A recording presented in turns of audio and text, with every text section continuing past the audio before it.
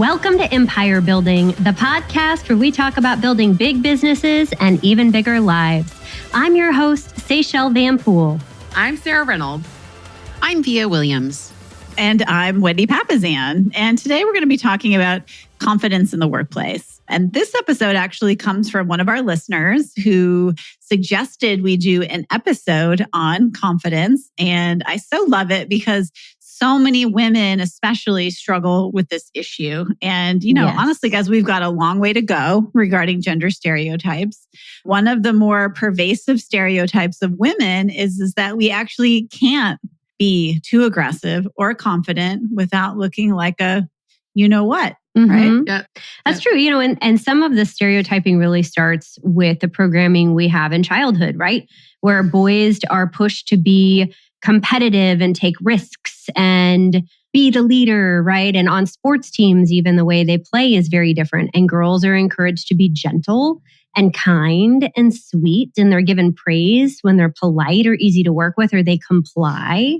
And so you see that as conditioning as a kid. Well, of course, it's going to show up as, in adulthood too, and especially in the workplace. Yeah. And I can remember when I was I think it was elementary school, and this was really before Title IX even. And during gym class, the boys and girls were separated often. Mm-hmm. Oh, yeah. Mm-hmm. Often. Yeah. We still had that as kids. Yeah. Yeah. And the one that I remember the most that even to my 7-year-old self seems so egregious was the girls went to do hula hooping. Mm-hmm. Oh, gosh. And the boys went to go wrestle. Mm-hmm. Oh, my goodness. Mm-hmm. And I just remember thinking what the heck? Even when I was 7, I was like, wrestling looks like way more fun than hula hooping. I literally got kicked out of brownies as a kid because I was too competitive as a brownies cookie salesperson. No way, really? Uh-huh. I know. What? Who gets kicked out of brownies? I got kicked out of brownies. Guys, What were you? Okay, I have to ask. What were you doing? What? I immediately when I left the meeting, I went door to door and dominated our entire neighborhood. So by the time the other kids got there, I'd already taken all their orders. I just went straight home I'm and just did going it. to say it. That's a Texas thing because in Seattle, you would not have been kicked out. Oh Yeah, no. yeah, it's agreed. probably a Texas thing. But yeah, I was asked not to rejoin the next year. Wow. Wow. Oh, my goodness. Because of my That's assertive sales horrible. skills. That's okay. That's I horrible. mean, I'm still okay as a. I You love should know, Texas, it's by fine. the way. To be clear, I love Texas, but I do think that's more of a Southern thing because that's crazy to me. Mhm. I mean, when you guys were growing up, did you did you talk too much? Did people tell you a lot that you talk too much? Oh yeah. Yeah, they Yeah. did. So I that said a lot to girls. And one of the things when a male speaks a lot, a boy, they say he's got leadership skills. Mm-hmm. That's right. And there's a clear difference. If they see that he's influencing and talking, that's leadership skills. Automatically, it's oh, that girl talked too much. Right. And so one of the things that has helped me is honestly how my parents raised me is they kept saying, you've got leadership skills. They would tell me that from a really young age, which has impacted my confidence. But the world doesn't tell us that. Mm-hmm. The world doesn't tell boys and girls that, right? So they tell something different. And I think we have to acknowledge that when we're talking about confidence. And I know that many of our listeners are men that also have daughters. And I think that this is a great topic in terms of how we talk to them and making sure that we're building confidence in them as well.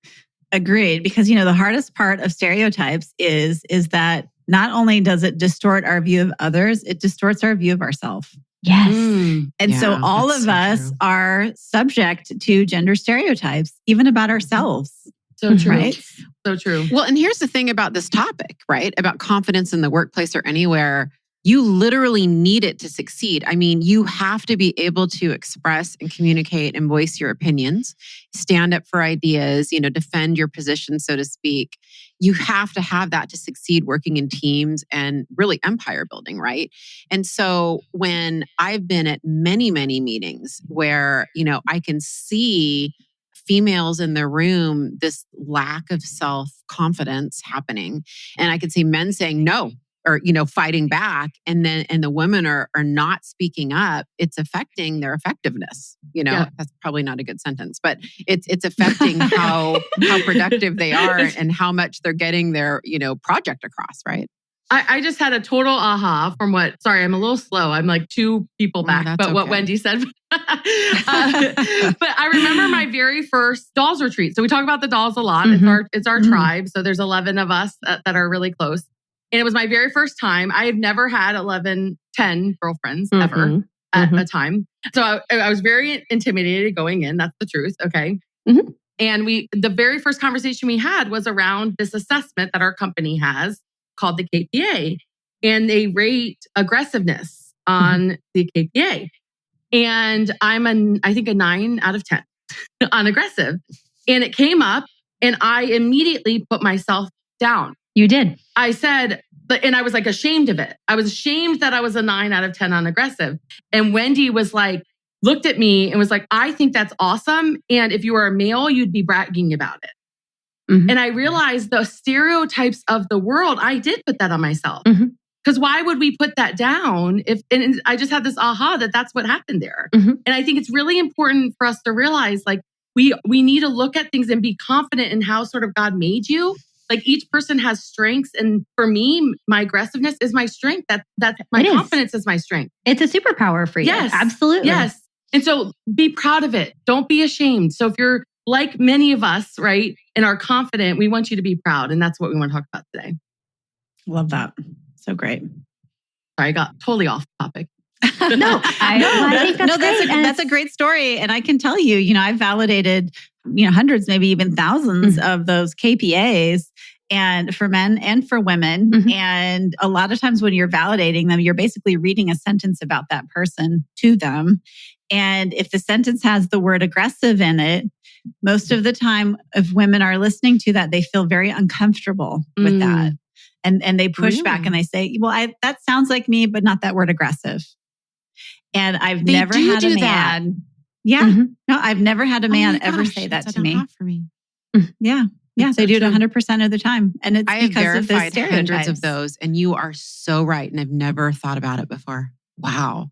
Wow. I actually, when a woman will put herself down with that, like on the word aggressive, when I'm verifying one of those, I'll actually try to frame it back to them in a way that it's more palatable for them, because they immediately see it, as we started off the episode, right, as a B word and not as confident or strong-willed or firm-footed or, any of these other amazing things that word aggressive or assertive could mean.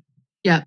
So I think number one, you want to make sure to surround yourself with people like that. I viewed myself totally different when Wendy said that, right? Yes. So surround yourself with people that will affirm you and will breathe confidence into you. And if you are surrounding yourself by people where you walk out the room and you feel bad about yourself, get in a new room. Go find a new room, okay? Because you want to make sure that people around you are building your confidence, right? Yeah. I love that. Yeah, for sure.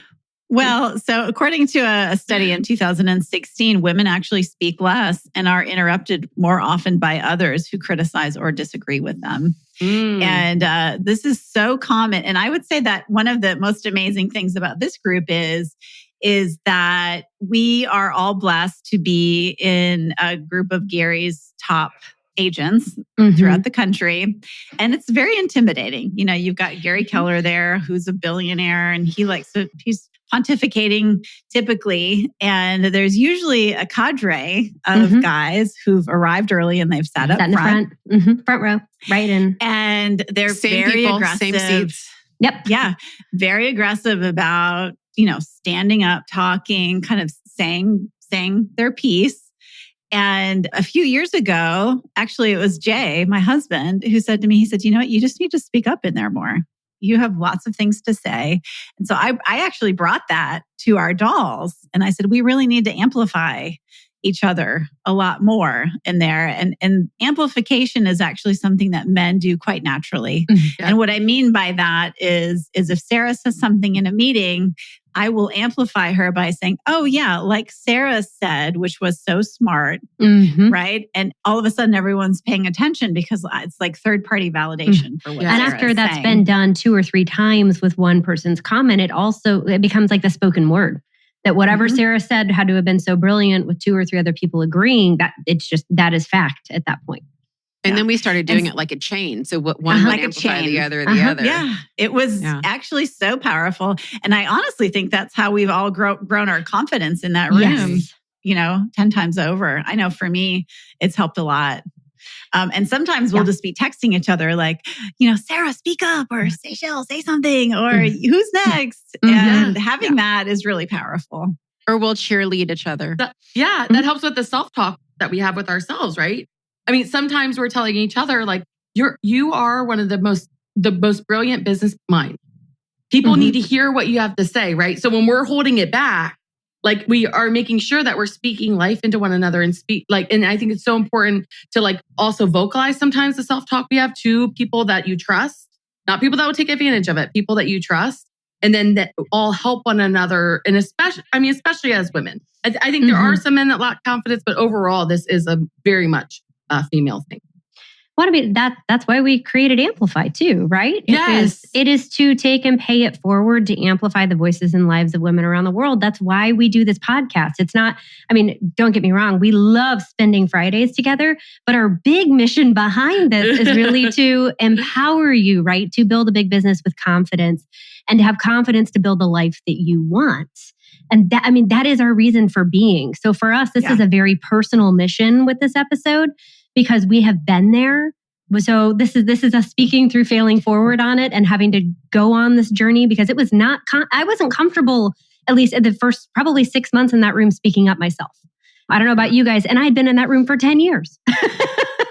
So we're talking about, really how to do this. Let's move more into tactics. Like how can we empower other people to do this? Sarah, you started by, just talking about how important a strong network of peers and mentors are. I'm glad, can we not say tribe in one episode? I don't know. Peers and mentors is great. It's another, I know, it's good. Try. It's good. We're going to try. Try to not say tribe. But I think that, moving into another really important thing that we can do, it's a skill set, is we can learn and practice our skills. And to me, what that means is communication in large part. There's a couple really good books that we can put in show notes. And the name of one I read, it was How to Say What You Want to Say in 30 Seconds or Less. Right. And in other words, getting confidence. One of the, there's a study that I cite a lot to our salespeople, and there's two primary reasons for cold call reluctance. One is they don't know who to call. Two is they don't know what to say. And I think with confidence, what I find is it's often the second one. It's knowing what to say that sometimes holds us back.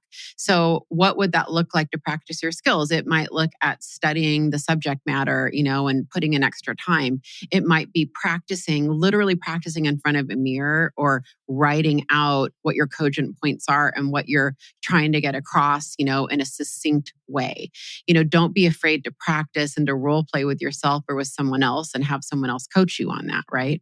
So I think there's other skills. What do you guys, if we were going to learn and practice skills, what other skills would you guys think we should dive into? I think making sure that you're prepared before meetings and before you enter into a room is important. I learned this in business school. Our professors, if we came without a PowerPoint and without what we were going to say ahead of time, and we would get immediately sit down, you're not prepared. And that's really helped my confidence. When I go in, I've already prepped what we're talking about. I have an agenda. And so I write things down for each meeting that I have every single week to make sure I'm circling back and thinking it through. And so having some type of organization for prepping yourself, I'm actually not good on the fly. I'm not. And I lack confidence when I don't know what we're going to be talking about or and so part of that has helped me with my confidence and helped me with my skills is thinking it through ahead of time and making sure you have prep time. That's so good. Mine comes down to two simple things in a big room. It's I make a list of 3 people that I want to get to know and 3 things I want to get out of it. So good. And so I just walk in, and so I try to study who's going to be in the room. I think that's actually a skill set that's really shown up across the country in a big way over the last 10 years. Is I usually make a list of 3 people I don't know in a room, and I'm very targeted about wanting to get to know them and what they're about, or if it's an influential person, not being afraid of going up to them, and then 3 things I want to learn or get out of that meeting. I love that. That's great. Well, and that kind of leads us to the next thing and sort of what Seychelle intimated, which is to build relationships with those that intimidate you, you know? And I think that our friend Diane Griffin is personally the best at this of anyone I have ever seen in my life. And here's someone who's not, she's not introverted, but she's not super extroverted. Yep. She actually feels uncomfortable in a crowd. And she will go up to anyone, literally anyone, shake their hand, look them in the eye, and introduce herself. Say, hello, Diane Griffin. I'm from Grand Rapids, Michigan. And she has built more powerful relationships that way.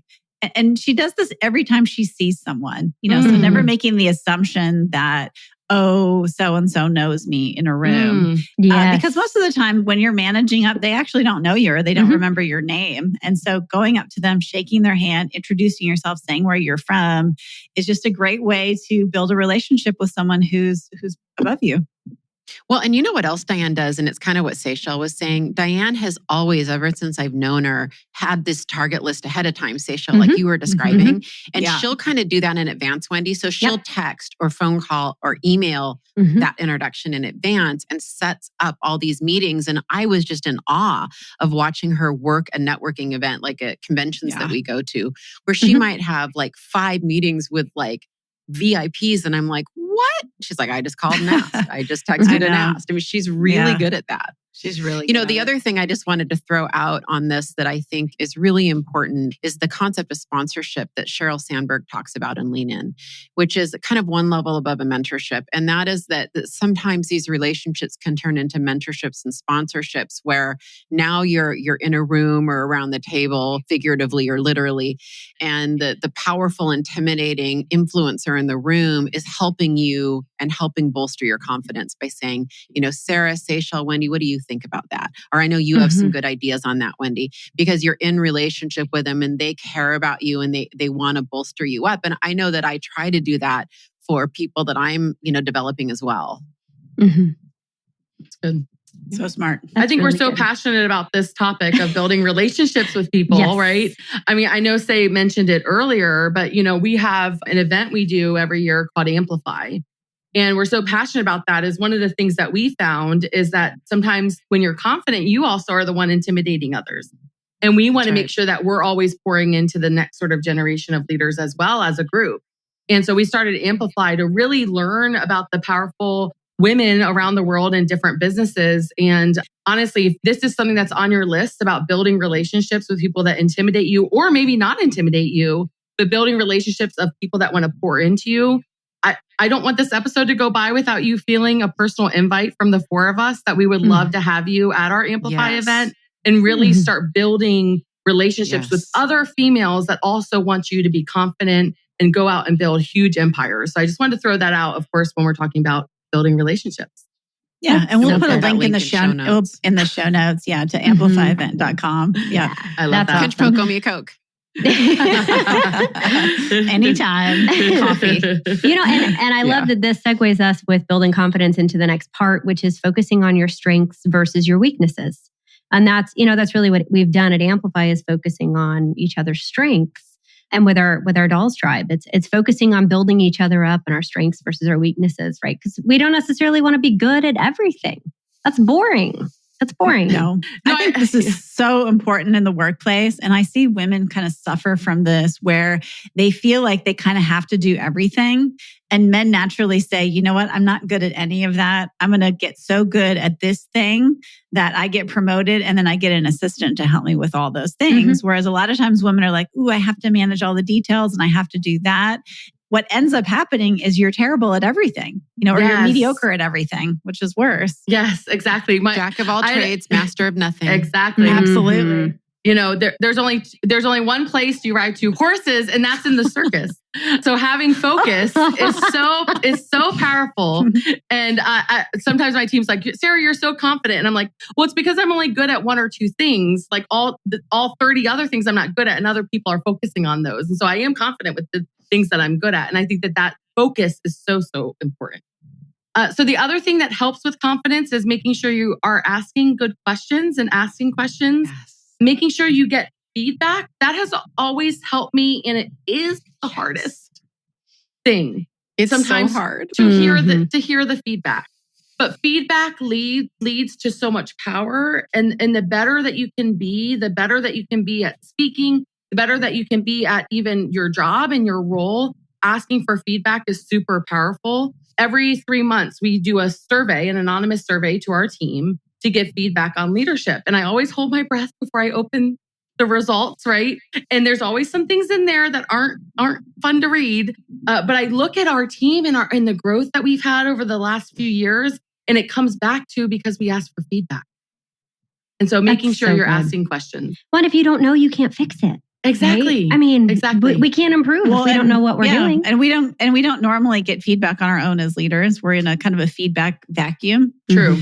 So it can be tough unless and, going back to just asking questions in general, even if not necessarily feedback questions, I think what's interesting about asking questions is some people don't know it actually puts you in the control seat. I know it might seem the opposite if you didn't know that, but psychologically, the person asking the questions is actually in control of the conversation. And it's a way to learn what you need to learn so that you're more effective and honestly, guys, to get control and to probably gain influence, which is a side benefit of that, right? Because you're really asking questions to seek to learn, to be better at, delivering what you need to deliver or solving the problem at hand, right? And it's a great way to manage up as well. It's a great way to get into relationship with someone who's kind of ahead of you on the journey.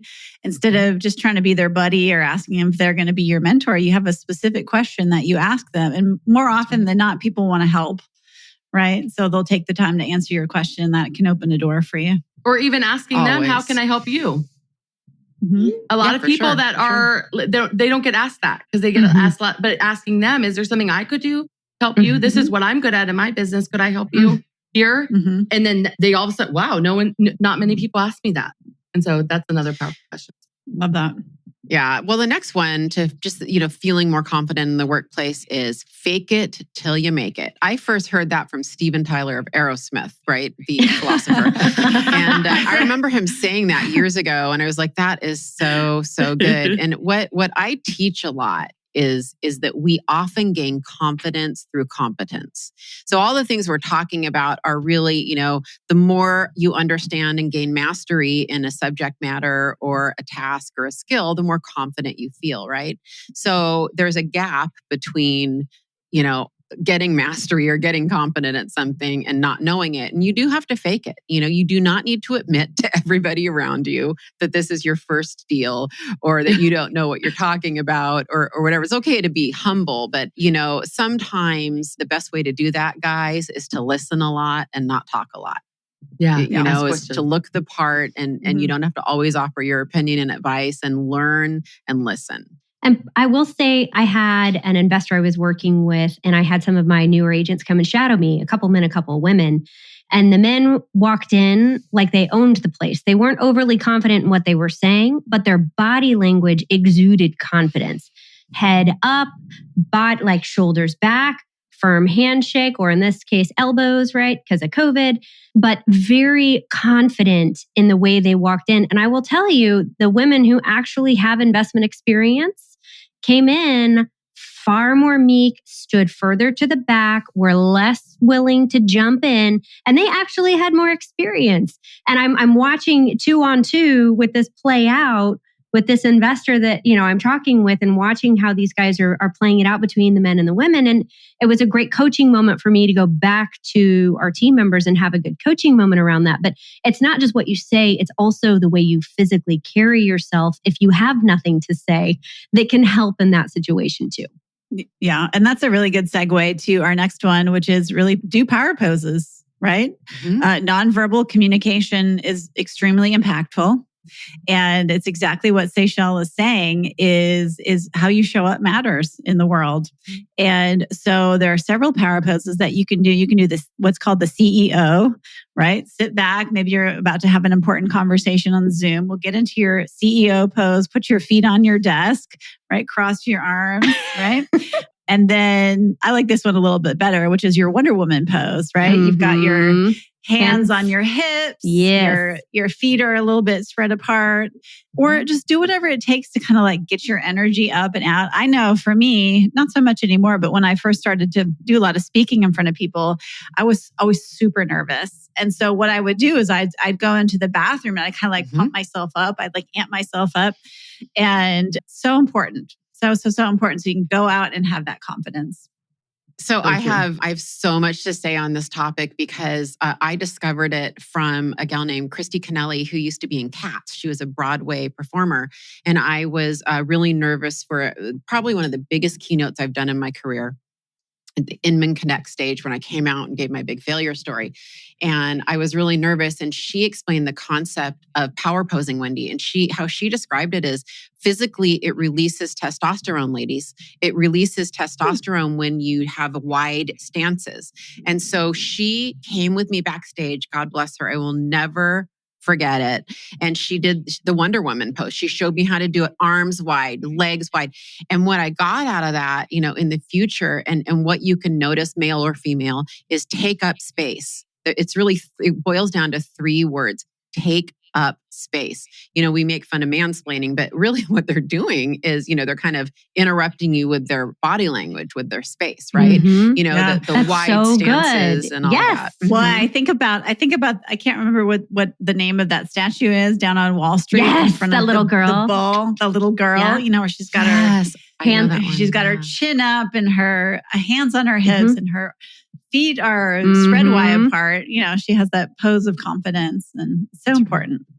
I love that. And there are going to be days when you don't feel confident. There are going to be days that you have a hard day, and it's important that you keep some sort of a little private, self-talk to yourself, if you will. And I know Via's got a really good one that she does on her phone that she saves. I'll let you go into it. But I think you're going to have dark days. You're going to have challenging days, especially as an empire builder and an entrepreneur. So I'll let Wendy and Via give a couple of theirs that they do to help themselves kind of keep it forefront. Yeah, I called mine the Frame This photo album on my phone. And all it is, it's a very quick explanation, is it's a series of screenshots of text messages, maybe social media comments, emails, whatever it is, of people who influence me and my, emotions or mood or self-worth or whatever it is. And it's really encouraging, awesome things they've said to me. You guys are all in it. It's things that uplift me. And I am very conscious about snapping that screenshot on my phone whenever I get them and throwing them in that album. And then I can go back to that album and Brad Inman, Gary Keller, you guys, Ben Kinney, there's a lot of really meaningful snippets in there that I turn to. Some of my close friends, like one of my very first ones is Wendy saying, "You're an incredible mother and an incredible friend." And I read it, and I think it was a heart emoji. And so, those are the things that really help me. I know. Sometimes you just need to remind yourself, though. I think that's great. Yeah. Yes. Yeah, you really do. Yesterday, I had a horrible day, and it was one of those that I felt like, okay, I'm doing nothing right. I did nothing right, including ordering takeout from the wrong location. Okay. It was one of those days where, I did nothing. Where it delivers to your office, not your home, or vice versa. Yeah, exactly. It's everything I did yesterday, nothing seemed to go right. And my team had given me this canvas that's in my office, and it says you were born to make an impact. I tell them that all the time, but they wrote me letters. And before I left the office, I was like, I'm going to read a couple of these because I needed it, because it felt like, I did nothing right. And so it helps. Okay, today was one of those days, but there are other times where I have done some things right, and making sure you rely on that. But that leads us to our sort of last thing, but also probably our most fun. It makes me think of watching athletes, right? So Michael Phelps, for example, if you watch him before he swims in the Olympics, he's got his headphones in. He's bobbing his head. Number one, what he's doing is he's making sure that he's eliminating distractions of the competitors, right? He's not looking at them. He's thinking about himself and getting himself ramped up, and then having some type of song that sort of pumps you up in terms of going to that appointment before I would go on a listing appointments, I would jam to some gangster rap and get me sort of like going. Whatever strong. I think all of us. The warm-up song. Heck yeah. Every day before work. Exactly. I have the best playlist for that. I have a hype playlist called the Hype Playlist. Yes, send it to me. Share That's it. awesome. Yes, so good. Let's put that in show notes. Put it in the show notes. Kanye's Power is so good. There's so many good ones in there. Nice. That's awesome. I'm writing that down. But music is powerful. So making sure that you put some music on, get ramped up, whatever you need to do to build your confidence, do it. Go stand, do the Wonder Woman stand. Go with music. That's even more powerful, right? Mm-hmm. But all the things that we mentioned today, we want you to do, and we want you to be confident. I love that. Well, guys, and I'll just wrap by saying such good tips, right, today about confidence. And the reason these are so important is that it's not that all of us have mastered confidence. In fact, the exact opposite is true. There are many days when I know for me where my confidence has literally been shaken to the core. Yeah. Where I'm almost a puddle on the floor. Yeah.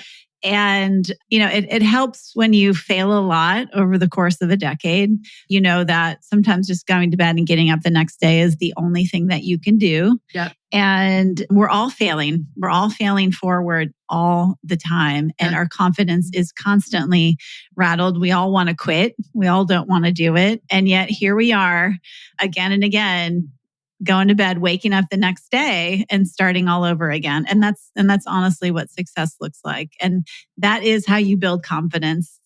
That is how you look up over the course of 5, 10, 15, 20 years in a career and really walk out with more confidence than you thought you'd ever have. So you guys are all beautiful and strong and brave and wonderful. And we so love having you as our listeners on Empire Building. And we want you to just go out and build your empires and be confident and be wonderful. Thank you so much. Thanks, you guys. Bye, everybody. Thanks for listening to Empire Building. If you like what you heard, join our tribe by subscribing on your favorite podcast platform and help us spread the word by leaving a 5-star rating and review. Until next time, wishing you a life worth living, and remember, you are an empire builder.